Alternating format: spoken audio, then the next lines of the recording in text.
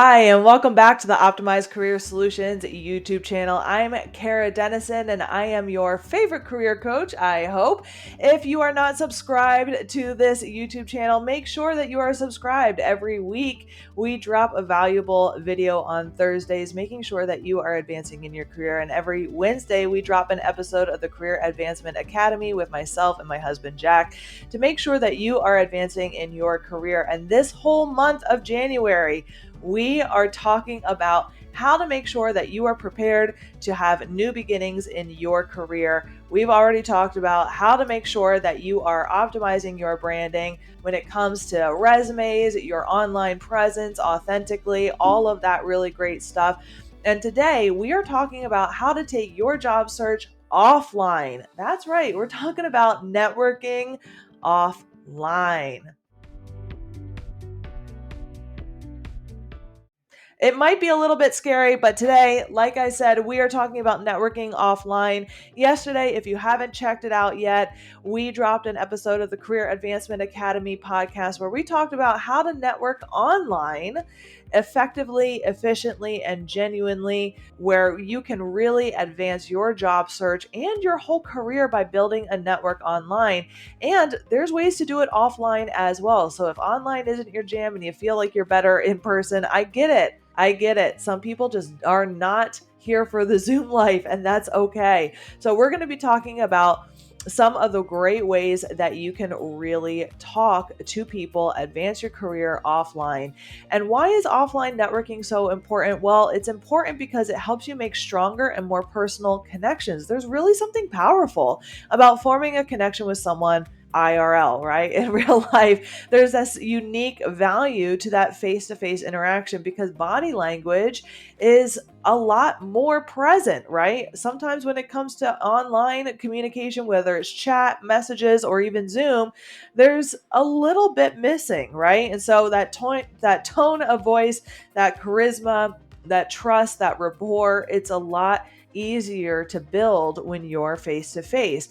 In fact, some recent studies in 2022 suggest that face to face conversations, even over a video, so this can be done over video, tend to have more positive outcomes and are perceived as more credible than non-verbal communications such as DMs, emails, texts, etc. So networking in person and offline helps you to make stronger and more personal connections that build trust quicker, leave impressions that are not easily matched in offline or non-person to person communication. So before going to a networking event or talking to someone in person, let's talk about what you can do to prepare, because the more prepared you are, the more optimized you are ready to be in person and more present. Now, one of the things that I highly recommend is checking out one of our past videos from last year, 2023. Still feels kind of weird to say that, right? Where we talk about the power of visualization. One of the coolest tools that I have in my toolbox is the power of visualization.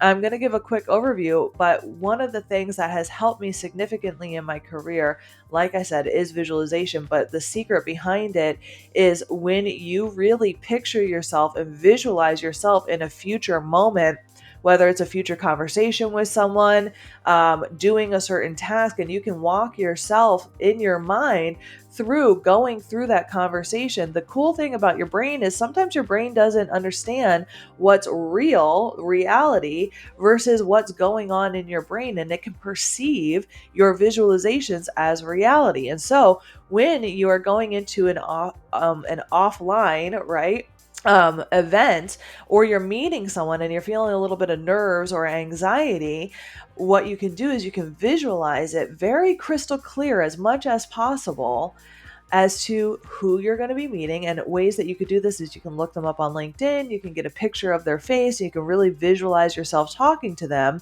By the time you've gone through that exercise, your brain feels like you've already done it. So that when you do meet with them in person, it's almost like having a second meeting with them, according to your brain. And so your nerves are a little less, your anxiety is a little less, because to your psyche, it feels like oh, this is my second time meeting them. I'm meeting a friend instead of that first time meeting, because you've already done that heavy lifting when it comes to visualizing them. Other ways to maximize event opportunities when it comes to networking events, conferences, etc., is to really start with a clear idea of who you want to meet. Maybe there's a guest list ahead of time or speaker list ahead of time, and event participation, right? People have already said that they're going to the event. You can go and scroll that list of people and make a list of who you want to meet. This is really going to set you up for success, instead of walking into that event saying, oh my gosh, I'm overwhelmed. People want to talk to me. I'm wasting my time with people who maybe might not further. I mean, talking to people is never a waste of time, but you really want to maximize your time at that event. So perhaps based on their role, their company, their interests, if they're a recruiter, if they're at the same level as you, or they're working at a company that you're really excited about. Those are the types of people that you want to really put on your hit list as to who you want to be talking to or making a connection with. If you're interested in growing with your field, maybe you want to secure a mentorship. Knowing who you want to target in your connections before you go into that event is going to help you maximize your time, and it's also going to help put a little bit of a logical mission, right, for you at that event. So instead of getting in your head and being like very anxious, who am I going to talk to? You now know exactly what you want to do for that event. And it's like, hey, I'm going in and I'm going for a mission. Hey, why not gamify it, right? So that's always a fun and exciting thing to do, is prepare yourself ahead of time.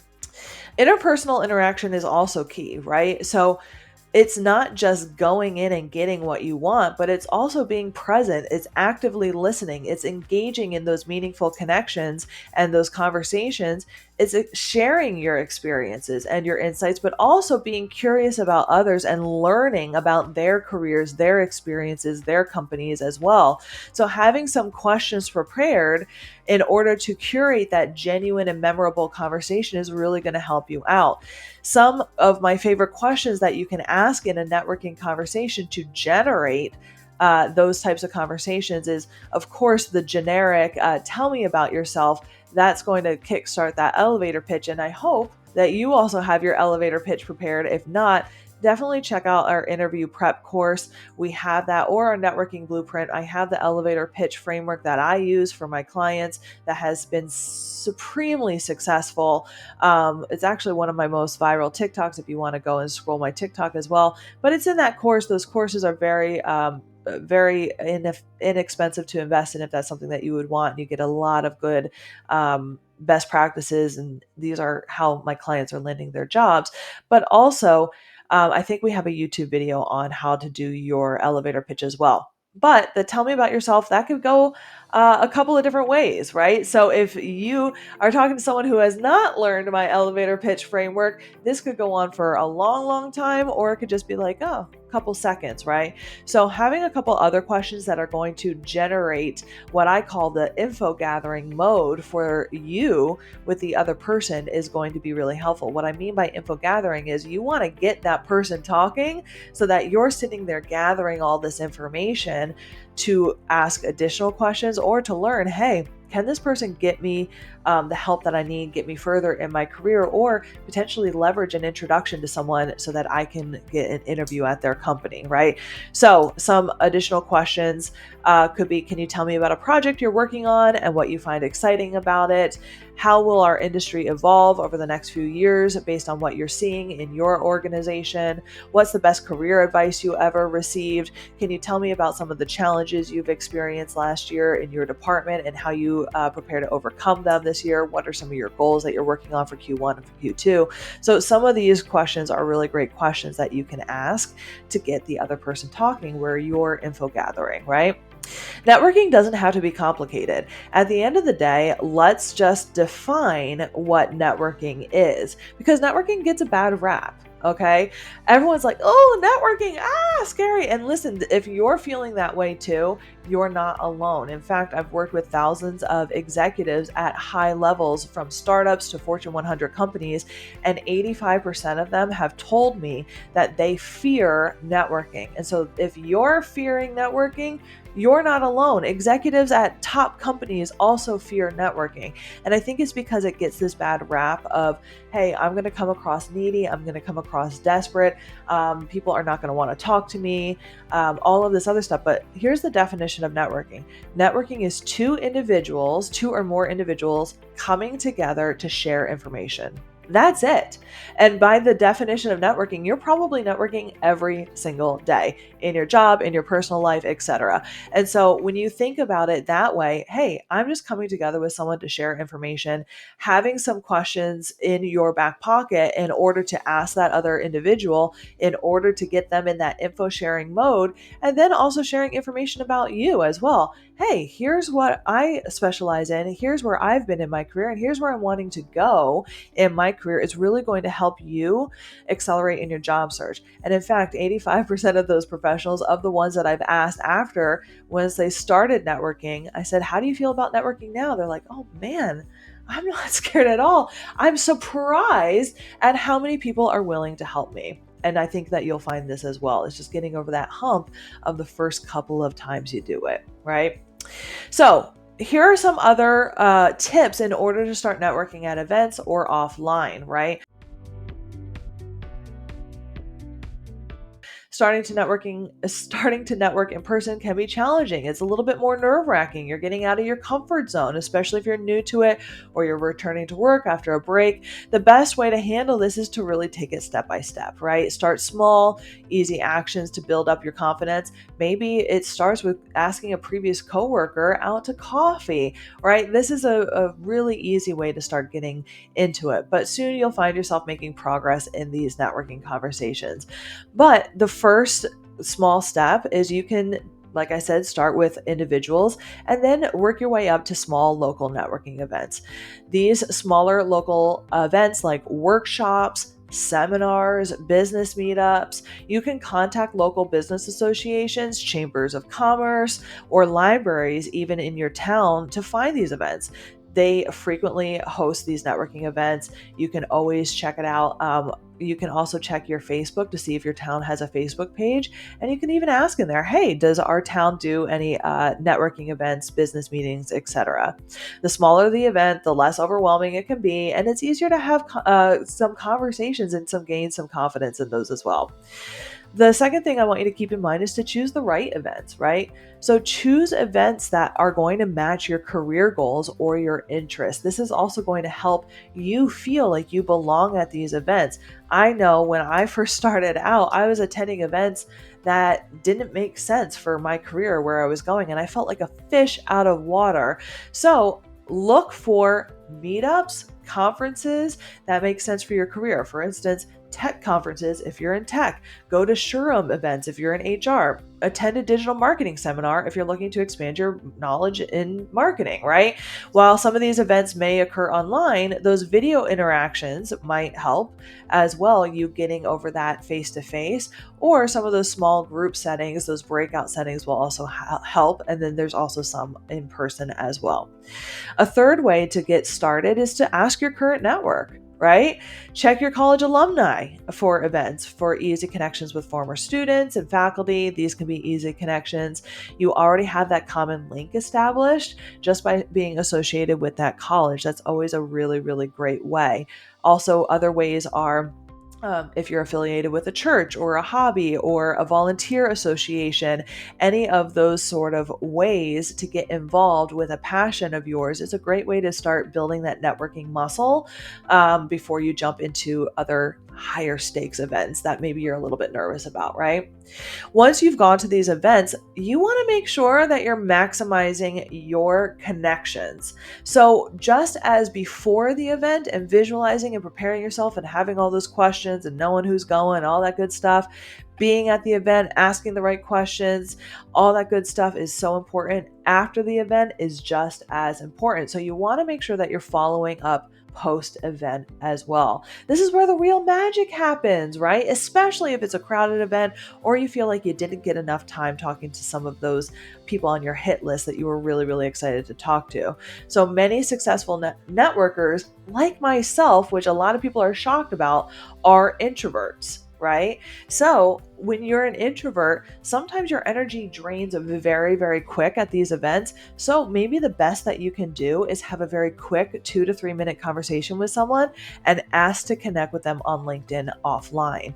What's really great about this is that you can ask for a one-on-one Zoom conversation or call conversation after the event in order to build up that networking muscle. What I always recommend is to reconnect with these people almost immediately. Send a personalized email if you got their email address, or connect with them on LinkedIn with a personalized note within about 24 to 48 hours. Try to mention something specific that you talked about or the event itself to show that you were genuinely interested and attentive to the conversation. Why do we want to do this? Yeah, it takes a little bit of effort, but you would be surprised at how when you make people feel special and like they were heard, it goes a long way. People like to feel special and they like to know that they were heard when you talk to them. Another way to really help with your networking is to offer support, right? We often fear, and I've heard this time and time again, that we're asking too much or we're being too needy when we go into networking. A good way is to do a offer for support. Offer your knowledge to connections. Offer to see how you can support those people that you're connecting with, and most likely they're going to offer the same in return. Okay, we always recommend doing this quickly after events because the more time that passes, it's harder to connect with people. And then finally, my last piece of advice is just ask. Be genuine with people. Tell them why you want to connect or be mentored with people. This is a symbiotic relationship. You should be able to contribute to each other's success. Remember, at the end of the day, we're all human, and this life is not an easy one, right? We need other people to help us go further. And so the people that you're connecting with, they're real people. They have struggles, they have success, they make mistakes just like you do. And so kind of remembering that, like, hey, I'm connecting with humans just like they're connecting with me, who's a human. It kind of takes a little bit of the big scaries out of it, and it allows you to connect at a more humane level. A couple of other tips here is local community involvement. Again, professional groups, clubs, volunteering opportunities are really great ways to get started, as well as your existing relationships. You would be surprised at how many people you know that are associated with board memberships, volunteer experiences, all of these other different ways to get involved in your community or professional communities. So if you're nervous and you don't know where to start, look at your inner circle first and then expand out from there. To wrap up, offline networking is vital in building these solid and real world connections, especially after the last few years where we felt very isolated. When it comes to networking, it is a very scary thing for a lot of people, but I highly recommend it as this is the way that people make connections and it's how they advance in their career. A lot of times, what we've been seeing in this job market is if you continue slamming your resume into these job boards, you're going to just become another lost number in the stack of resumes. But when you build relationships, if you're able to really talk and present yourself and ask genuine questions of other people, you become memorable, you make people feel special, and you're really able to gather that info that you need in order to leverage it into opportunities for yourself. And so building this networking muscle, if it's something that you've been wanting to do, I highly recommend that you make it a goal for your 2024. And the good news is we have plenty of resources to help you out with that. I hope that you stay tuned. Again, make sure that you subscribe to this channel as we provide a lot of great resources every single week. If you want to learn more about networking, make sure you check out yesterday's episode of the Career Advancement Academy on all of your favorite podcasting platforms or directly on this channel where we have talked about it myself and Jack, and you can go ahead and check that video out yourself. I hope that you have a great rest of your week, and we will see you next week.